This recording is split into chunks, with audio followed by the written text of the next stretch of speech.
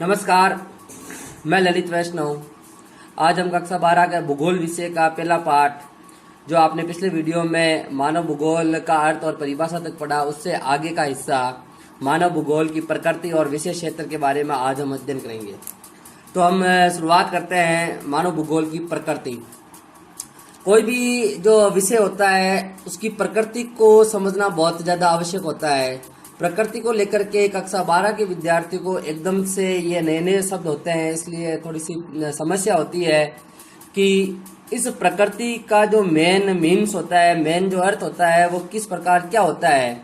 देखिए, कोई भी सब्जेक्ट की प्रकृति, उसका नेचर किस प्रकार का है, हम उसमें अध्ययन किस किस प्रकार के कौन से तथ्यों का किस प्रकार से अध्ययन करेंगे, वो उसकी प्रकृति कहलाती है। जैसे कि आपने सुना है कि विज्ञान एक इस प्रकार का विषय है जिसमें क्रमबद्ध नियम से, सिद्धांतों से अध्ययन करते हैं, तो उसकी प्रकृति होती है वैज्ञानिक। उसकी प्रकृति क्या होती है? वैज्ञानिक। आप लोग सुनते होंगे कि इतिहास के अंदर जो बीता हुआ समय का अध्ययन करते हैं, समय के साथ जो अध्ययन करते हैं, जो बीत चुका है, तो वो सामयिक उसकी प्रकृति हो गई है। और जिस प्रकार से हम कीमत है, मांग है, पूर्ति है, इनका अध्ययन करते हैं, तो इसका संबंध किससे? अर्थशास्त्र से। तो वित्त संबंधी, जो पैसों संबंधी है, उसका अध्ययन करते हैं अर्थशास्त्र में। ठीक उसी प्रकार से मानव भूगोल की प्रकृति क्या है, तो आपको इसमें पहले से ही पता है कि मानव भूगोल जिसके अंदर प्रकृति और मानव का अध्ययन करते हैं, ठीक है। अब इन दोनों का अध्ययन क्यों और किस प्रकार से किया जाता है, ये इसकी प्रकृति कहलाती है। ध्यान से सुनना, मैं यहाँ दो शब्द काम में ले रहा हूँ। हम क्यों अध्ययन कर रहे हैं इस मानव का और किस प्रकार से अध्ययन करते हैं, ये उस विषय की प्रकृति कहलाती है। कोई भी विषय हो जिसके अंदर उस क्षेत्र, जिसके अंदर जो जो क्षेत्र होते हैं, उस विषय के क्षेत्र होते हैं, उनका अध्ययन हम क्यों कर रहे हैं और अध्ययन करने का तरीका कौन सा है, जो तरीका है वो उसकी प्रकृति कहलाती है। जो तरीका होगा वो उसकी क्या कहलाती है? प्रकृति कहलाती है। पृथ्वी पर जो भी मानव निर्मित दृश्य दिखाई देते हैं, जो मनुष्य ने निर्माण किया है, पृथ्वी पर इस प्रकार के भूदृश्य जिनका निर्माण मानव ने किया है, ठीक है। तो मानव निर्मित भूदृश्य जिनका निर्माण मानव ने किया है, या फिर इस प्रकार के दृश्य जिनके ऊपर छाप मानव की होती हो, जिनके ऊपर छाप किसकी होती है? मानव की होती है, उन सब का अध्ययन मानव भूगोल में करते हैं। मतलब कि मानव इस संपूर्ण पृथ्वी पर मनुष्य के द्वारा जो भी गतिविधि की जा रही है, जिन भूदृश्यों का निर्माण किया जा रहा है, उन सब का अध्ययन मानव भूगोल में करते हैं। मतलब कि मानवीय क्रियाकलाप है, मानवीय क्रियाकलापों का अध्ययन करते हैं। तो मानव भूगोल की प्रकृति की अगर हम बात करते हैं, तो इसके केंद्र बिंदु कौन सा है, जो मुख्यतः जिसको हम बीच में रखेंगे, वो केंद्र बिंदु है अपना, वो है मानव, ठीक है। तो इन सब का अध्ययन, अतः हम ये कह सकते हैं कि विषय की प्रकृति में मानवीय क्रियाकलाप केंद्रीय बिंदु है। मानवीय क्रियाकलाप क्या है? केंद्रीय बिंदु है। मानवीय क्रियाकलापों का विकास, सुनना ध्यान से, मानवीय क्रियाकलापों का विकास कहाँ, कब और कैसे,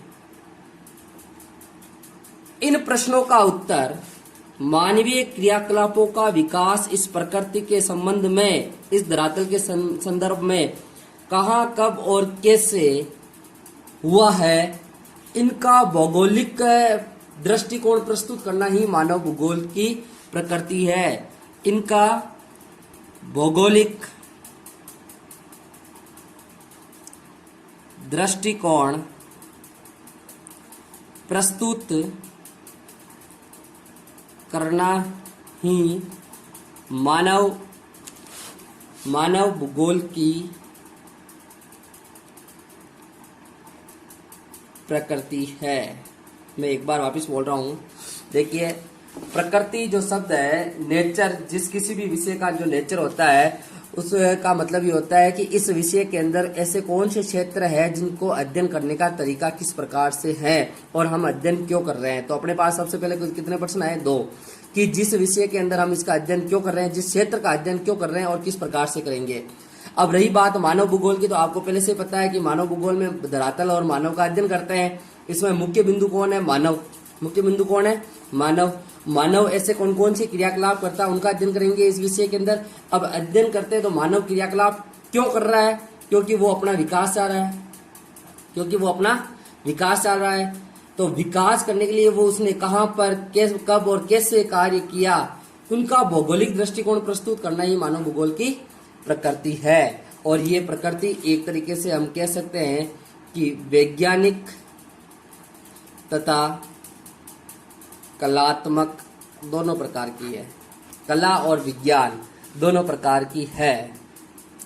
मानव भूगोल विभिन्न प्रदेशों के पारिस्थितिक और समायोजन और क्षेत्र के संगठन का अध्ययन पर विशेषतः केंद्रित रहता है। सुनना ध्यान से। विभिन्न प्रदेशों की पारिस्थितिक और समायोजन और उनके क्षेत्र का अध्ययन करता है, उसमें बदलाव का अध्ययन करता है। तो मेरा कहने का मतलब यहाँ पर यह है कि मानव भूगोल की प्रकृति कलात्मक भी है, वैज्ञानिक भी है। मानव भूगोल के अंदर मुख्यतः मानव के द्वारा निर्मित इस प्रकार के भूदृश्य, मानव के द्वारा की जाने वाली इस प्रकार के क्रियाकलाप, जिसका प्रत्यक्ष अप्रत्यक्ष रूप से अपने इस पृथ्वी पर कोई न कोई प्रभाव होता है, उन प्रभावों का अध्ययन, समग्र अध्ययन, समायोजन अध्ययन करना ही मानव भूगोल की प्रकृति है। भौगोलिक दृष्टिकोण देना ही इसकी प्रकृति है। ठीक है। अब ये इसका पहला टॉपिक जो था मानव भूगोल की प्रकृति के बारे में आप लोगों ने अध्ययन कर लिया है। अब इसका दूसरा जो मुख्यतः दूसरा टॉपिक है, दूसरा भाग इस पाठ का, वो है मानव भूगोल का विशेष क्षेत्र। ध्यान से सुनना। मानव भूगोल का विशेष क्षेत्र। विशेष क्षेत्र का मैं पिछले 2 दिन से आपको यही समझा रहा हूं कि विशेष क्षेत्र का मतलब होता है हम इनमें किन किन का अध्ययन करेंगे। आपको पहले से ही ये पता है, आपको पहले से ये पता है कि हम लोग अपने इस विशेष क्षेत्र के अंदर मानव और धरातल के बीच की क्रियाओं का अध्ययन करते हैं। मानव और धरातल के बीच की क्रियाओं का मतलब मानव के इस प्रकार के सारे दृष्टिकोण, इस प्रकार की सारी क्रियाएं जो इस धरातल के साथ संबंधित होती है, उन सब का अध्ययन हम इस अपने मानव भूगोल में करते हैं। मतलब मैं ये कहना चाह रहा हूं कि अपनी संपूर्ण पृथ्वी पर इस प्रकार के सारे तथ्य जिसमें मानव या मानवीय छाप या मानवीय क्रियाकलाप होते हो, उन सब का अध्ययन हम लोग अपने इस मानव भूगोल के अंदर करते हैं। ठीक है। पारस्परिक संबंधों का अध्ययन मानव की उन्नति और उद्देश्य से होता है। एक बहुत ही विद्वान व्यक्ति था जिनका नाम था हंटिंगटन। उन्होंने ये कहा कि मानव और धरातल के बीच में जो पारस्परिक संबंध होता है, उनका अध्ययन भी इस मानवीय क्रियाकलाप में। मैं आपको एक चार्ट के माध्यम से ये समझा रहा हूँ कि मानव भूगोल के विशेष क्षेत्र कौन कौन से होते हैं, हम इनका अध्ययन किस प्रकार से करेंगे। ठीक है ना। तो मानव भूगोल, यहाँ से प्रश्न भी बनता है कि विषय क्षेत्र। आप अपने दिमाग में एक बात ये फिक्स कर लेना, सेव करना है कि मानव भूगोल का विशेष क्षेत्र की अगर हम बात करते हैं ना भाई, इसमें कौन कौन से ऐसे क्षेत्र है, अध्ययन के क्षेत्र जिसमें हमको अध्ययन करना है, तो आपको दिमाग में ये होना चाहिए कि जहाँ पर मानव है वो मानव भूगोल का टॉपिक रहेगा, उसका अध्ययन करना पड़ेगा। जहाँ पर प्राकृतिक संसाधन है तो उसका उपयोग भी कौन कर रहा है, मनुष्य कर रहा है, तो भी उसका हम इसमें अध्ययन करेंगे। ठीक है।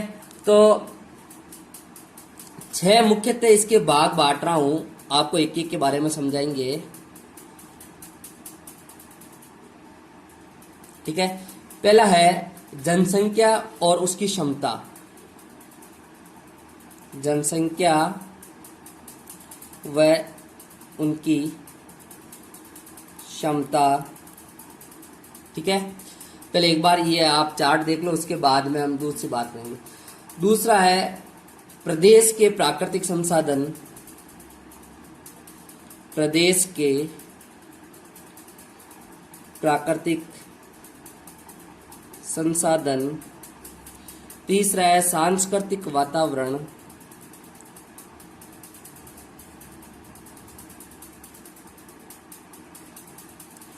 चौथा है कालिक अनुक्रमण, अनुक्रम,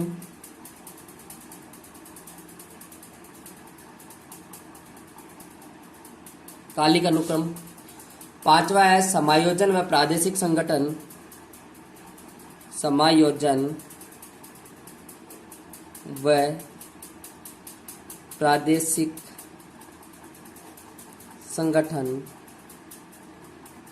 और छठा जो है एक दूसरे प्रदेश से संबंध, मतलब दूसरे प्रदेश से संबंध। इनके बारे में सुनो। अपना पहला है, मतलब ये क्षेत्र है, इनमें आप पहले सबसे पहले अगर हम देखते हैं तो देखो जनसंख्या मतलब मानव, प्रदेश का प्राकृतिक संसाधन, प्रकृति के अंदर उपलब्ध ऐसे संसाधन जो मानव की आवश्यकता की पूर्ति करता है, तो संसाधन है। और संसाधन किसकी आवश्यकता की पूर्ति कर रहा है? मानव की। मतलब इसके अंदर भी मानव का एक व्यवहारिक विद्यमान है। और सांस्कृतिक वातावरण, सांस्कृतिक जितने भी प्रदेश की संस्कृति है, चाहे अमेरिका हो, भारत हो, कहीं के भी, वहां पर मानव का। कालिक का मतलब होता है समय के साथ। समायोजन का मतलब है मानव प्रकृति के साथ किस प्रकार से समायोजन कर रहा है एक दूसरे से। इनका जो है विस्तृत अध्ययन हम कर रहे हैं। सबसे पहले है अपने पास जनसंख्या और उनकी क्षमता। देखिए मानव भूगोल में जनसंख्या के वितरण, सुनना ध्यान से, जनसंख्या के, यहाँ समझा रहा हूं मैं आपको, जनसंख्या के वितरण का अध्ययन करेंगे। वितरण का मतलब होता है फैलाव, कहाँ कहाँ पर कितने हैं। जनसमूह, जनसमूह का मतलब है एक ऐसा भौगोलिक क्षेत्र, ऐसी जगह, ऐसा स्थान जहाँ पर लोग अनुपातिक रूप से ज्यादा निवास करते हैं, उस क्षेत्रफल की तुलना में ज्यादा लोग निवास करते हैं, वो जनसमूह है। प्रवास, प्रवास का मतलब होता है व्यक्तियों का एक स्थान से दूसरे स्थान पर जाना, ठीक है। और उनकी सामाजिक एक है अधिवास। अधिवास का मतलब है उनकी बस्तियां, उनके घर, निवास किस प्रकार का है।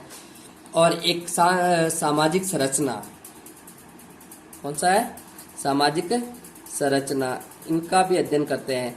मतलब देखिए मानव भूगोल के क्षेत्र में सबसे पहला है वो है जनसंख्या का अध्ययन करना। जनसंख्या का वितरण किस प्रकार का है, जनसमूह क्या है, जनसंख्या कहाँ से कहाँ तक प्रवास करता है, किस प्रकार से रहती है, और सामाजिक व्यवस्था किस प्रकार की है, इनका अध्ययन भी हम इस मानव भूगोल में करते हैं।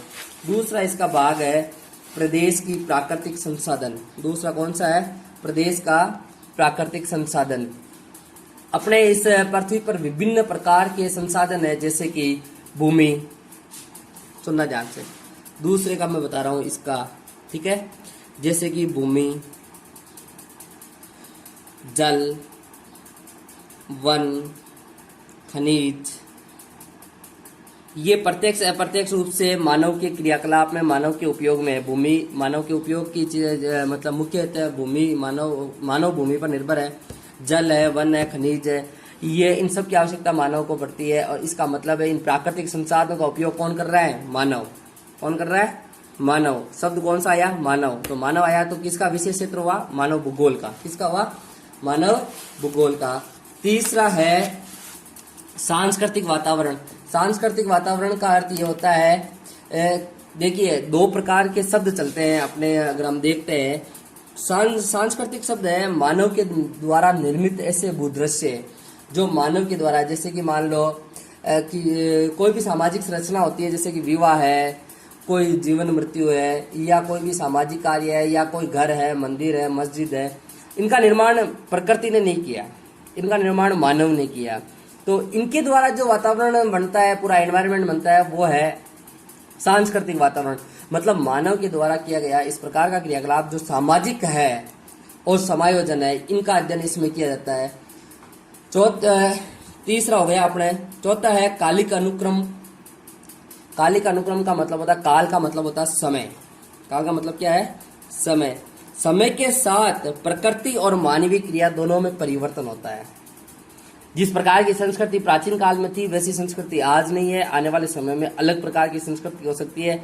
जिस प्रकार के संसाधन बहुत पहले थे वो आज नहीं है, जो आज है वो पहले नहीं थे। इसका मतलब मानवीय और प्राकृतिक तथ्य दोनों में परिवर्तन होता है। इन दोनों के परिवर्तनों का अध्ययन भी किस में किया जाता है? मानव भूगोल में किया जाता है।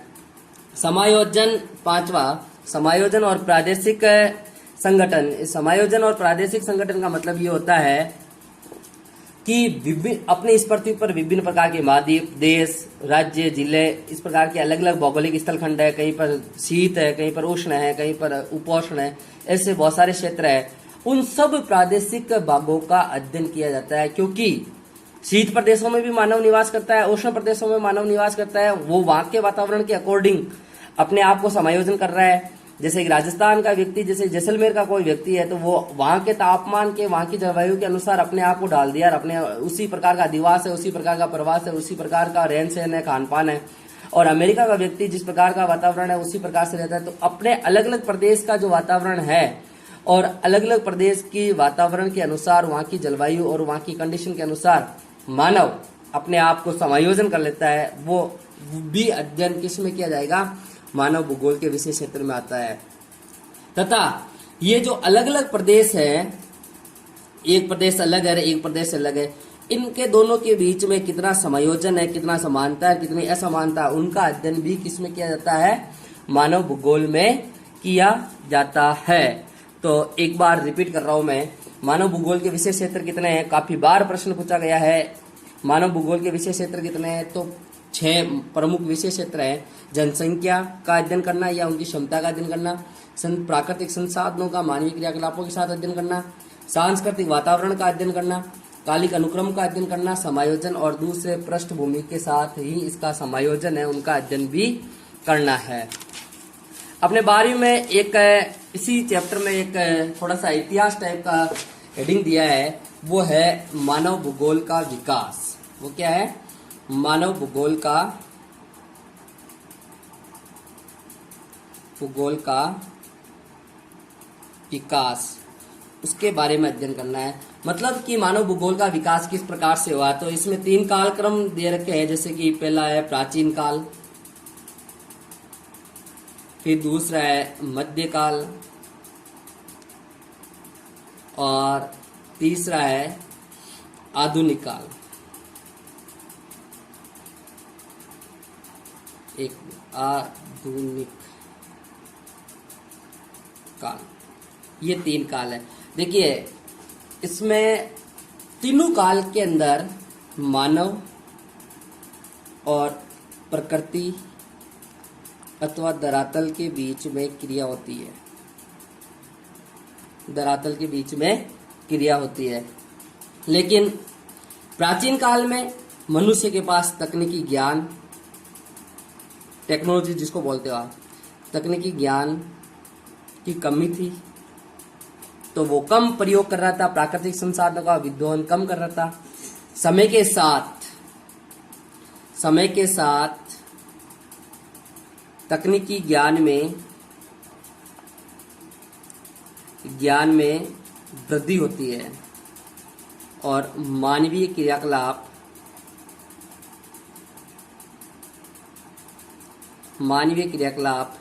तेज गति से बढ़ने लगते हैं। मानवीय क्रियाकलाप क्या होते हैं?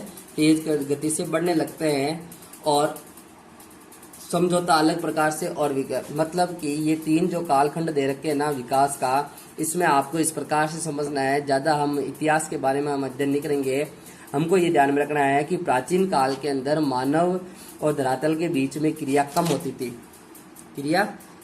थी क्योंकि तकनीकी ज्ञान की कमी थी। और मध्यकाल में क्रिया थोड़ी सी ज्ञान बढ़ा और तेज हो गई। वर्तमान काल के अंदर बहुत ज्यादा मशीनों का उपयोग हो गया, बहुत ज्यादा तकनीकी ज्ञान की वृद्धि होने लग गई। तो बहुत ज्यादा तकनीकी ज्ञान की वृद्धि होने लग गई तो लगातार विकास होने लगा और मानव धरातल के साथ बहुत ज्यादा क्रिया करने लगा है। अब इन जो कालखंड है इतिहास विकास को, इनको 3 विचारधाराओं के माध्यम से समझाया गया है। सुनना ध्यान से, इनको तीन विचारधाराओं के माध्यम से समझाया गया है विकास के कालक्रम को। विकास में आपको ये ध्यान रखना है, प्राचीन काल में कम ज्ञान था, कम तकनीकी ज्ञान था, तो मानव धरातल से कम क्रिया कर रहा था। ज्ञान बढ़ता गया और क्रिया ज्यादा होती गई। ठीक है, अब है तीन विचारधाराएं मानव भूगोल की। हालांकि राजस्थान बोर्ड में थोड़ा सा इसका मैटर कम कर दिया गया है विचारधाराओं का, लेकिन पेपर जब आता है तो विचारधारा पूछ लेता है ना। मानव भूगोल की प्रमुख विचारधाराएं। विचारधाराओं का मतलब होता है, देखिए हमको अभी तक ये पता चल गया है कि मानव और प्रकृति के बीच में जो भी क्रियाकलाप होता है उनका अध्ययन करना मानव भूगोल है। मैं पिछले 2 दिन से आपको ये बता रहा हूं। अब इसमें आपस में क्रिया किस प्रकार की होती है वो इसकी विचारधारा है। पहली विचारधारा जो है, जो मैंने आपको पहले कहा था कि ये 3 शब्द आएंगे अपने पास। पहली विचारधारा है, उसका नाम है नियतिवाद। नियतिवाद अथवा निश्चयवाद।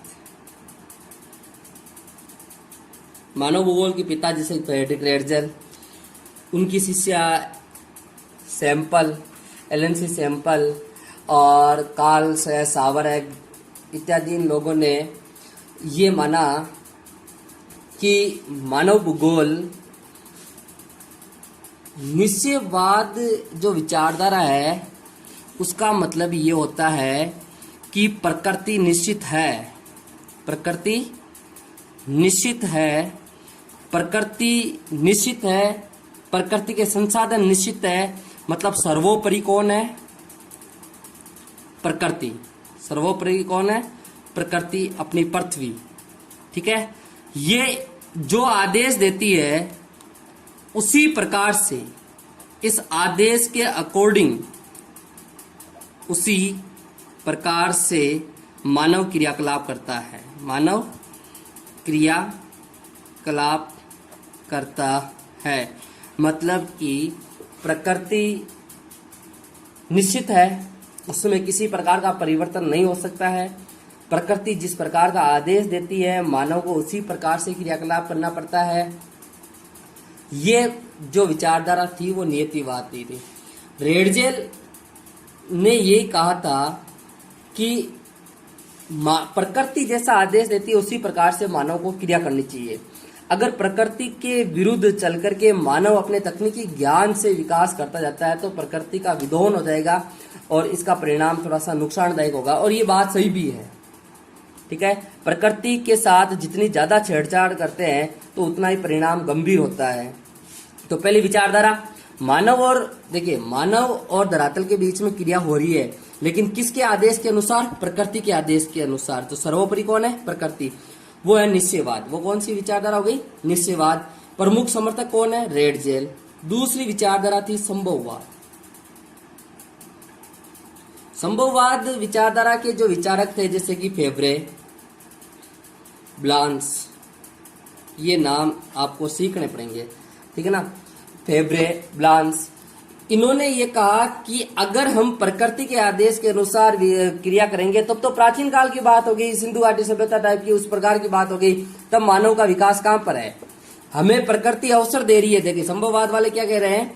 प्रकृति हमें अवसर उपलब्ध करवा रही है और उन अवसरों का लाभ मानव को करना चाहिए, उपयोग करना चाहिए, अवसरों का उपयोग करना चाहिए और अपने लिए प्रत्येक तथ्य को संभव बनाओ। मतलब संभववाद वाले विचारधारा वाले ये कहते हैं कि प्रकृति के आदेश की अगर हम पालना करेंगे तो हमारा विकास नहीं होगा। अगर हमें विकास करना है तो प्रकृति हमें अवसर उपलब्ध करवा रही है, उस अवसर का लाभ लेना चाहिए मानव को तकनीकी ज्ञान के प्रयोग के माध्यम से और अपने लिए सारी चीजें जैसे कि मशीन है, उद्योग है, विभिन्न प्रकार के संसाधन जो भी है वो सब विचारधारा संभववाद के हैं। और ये भी सही है कि अगर संभववाद को नहीं मानते हैं तो अपना विकास नहीं हो पाएगा, प्राचीन काल की तरह रहेंगे। अगर मान लो संभववाद को ज्यादा मानते हैं तो प्रकृति का विध्वंस हो जाएगा। तो एक दूसरे के अंदर ये विरोधाभास भी आ रहा है दोनों विचारधाराओं में। एक विचारधारा कह रही है कि प्रकृति का शोषण करते जाओ, लगातार उपयोग करते जाओ और अपना विकास करते जाओ, दूसरी परिभाषा ये कह रही है कि प्रकृति के आदेश के अनुसार पालना करनी चाहिए। तो इन दोनों की समस्या के माध्यम से तीसरी एक विचारधारा आई थी जिसका नाम है नवनिश्चयवाद। बहुत इंपॉर्टेंट है नवनिश्चयवाद। ग्रिफिथ टेलर नाम के वैज्ञानिक ने ये दिया था। ग्रिफिथ टेलर ने ये कहा था कि हमें ऐसा भी नहीं है कि नियतिवाद के तरह रुक जाना है कि प्रकृति का उपयोग ही नहीं करना है, और ऐसा भी नहीं है कि संभववाद की तरह लगातार उपयोग करना है। इन दोनों के बीच की कड़ी है, मतलब कि निश्चयवाद और संभववाद, इन दोनों की बीच की कड़ी है और वो है नवनिश्चयवाद। वो कौन सा है? नवनिश्चयवाद। मतलब कि उन्होंने ये कहा कि हमें प्रकृति के आदेश की पालना करनी चाहिए और अपनी आवश्यकता के अनुसार ही, अपनी आवश्यकता के अनुसार ही प्राकृतिक संसाधनों का उपयोग करना चाहिए। प्राकृतिक संसाधनों का उपयोग करना चाहिए। ऐसा नहीं हो कि संभववाद की तरह लगातार उपयोग करते जाओ और ऐसा भी नहीं हो कि निश्चयवाद की तरह रुक जाओ। ठीक है, हमें अपने विकास करना है। विकास के लिए आदेश के मतलब जितनी आवश्यकता है ना उतना ही सतत पोषणीय विकास जिसको हम बोलते हैं।